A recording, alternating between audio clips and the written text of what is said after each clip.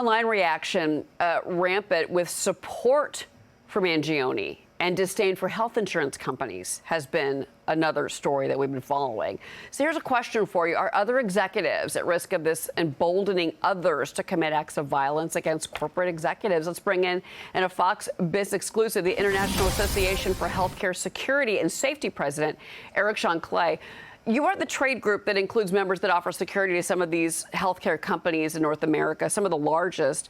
You know, it was my understanding that Thompson, a lot of times he did have security, but that morning here in New York City, he did not have security. What can you tell us?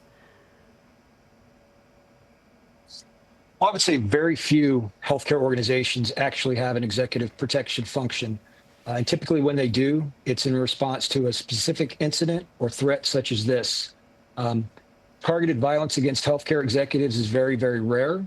We see a lot of violence directed at caregivers such as nurses, doctors, but not a lot towards executives. And when we do get a threat against an executive, we investigate, we take steps to mitigate, and not a lot of follow through on threats against executives.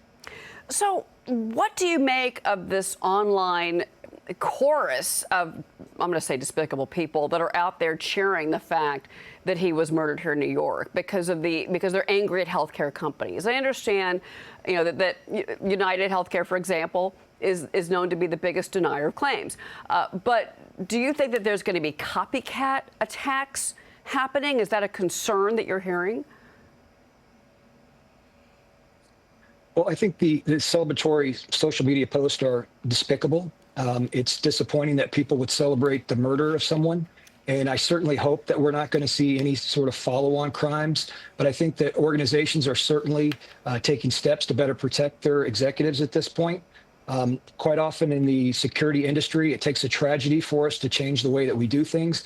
And I think that this tragedy has certainly changed the way that we operate. How do you think that Mangione, and I'm asking you to speculate, and I apologize, but that he knew where Thompson was going to be? Now, it was early morning. It was right before the start of the conference. I had made the observation on the news channel that, look, I mean, these are very scheduled events. He was set to take the stage. It would have been easy for him to be walking into the hotel or near the hotel. And that is where Mangione had waited for him and attacked him. But do you think that there was, I mean, are these investor conferences too open? Is there too much information, do you think, that companies are giving out about not just their executives' movements, but also details about their lives? You know, the About page with all the executives at United Health, they actually pulled that down. And I'm just wondering if that's going to be a change that we're going to see. I think we're already seeing that change. I think that organizations are certainly practicing greater cyber hygiene. They're pulling down photographs. They're pulling down biographies. I think that they need to take that probably a step further and really look at some of their personal information that they post on, you know, lock down their Facebook pages, remove information from LinkedIn. Anything that a motivated threat actor could use to piece together parts of your life. It could be as simple as, you know, this person likes to coach soccer teams, kids' soccer teams on the weekends. Anything that they could use to figure out where you might be. I think we really need to start removing that information and make it harder for people to target people. Well, you know, these conferences are, I mean, it's a massive business. Let's be honest. That was a very large investor day event up here at the Hilton, just a few blocks from where I'm sitting right now.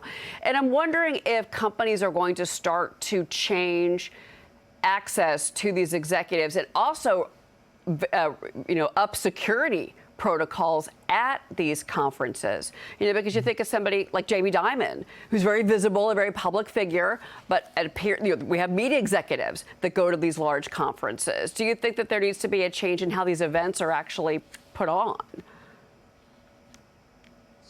I do. I think that we're seeing that already. I've already seen announcements from large organizations looking for executive protection professionals. I think that, again, this tragedy has certainly changed the way that we operate. So I think that organizations are going to really start taking a look at how they operate.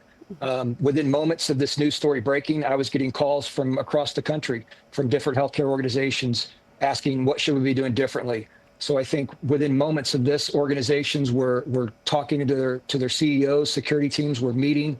They were looking at how they operate. They were looking at their threat assessments. They were looking at the risk assessments. They were updating things. I think they were probably getting access to new technologies. They were getting access to resources that were previously unavailable to them. So I think that it's definitely changed the way we operate, and we're definitely going to see that.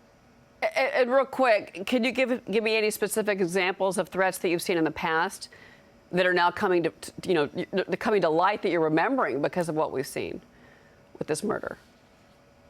Well, I can't really say specific ones that we've seen in the past, but I can definitely say that I'm not aware of any threats where there's been an executive protection team that have been successful. Anyone who's been able to kidnap or murder a protectee whenever they've had an executive protection team. So I think they're very effective. There's a lot that goes on behind the scenes. It's not just somebody protecting an individual. There's a lot of work that goes behind that to keep people safe.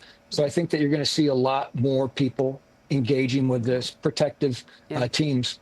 I would think so. Sean Clay, Eric, thank you very much for being with us.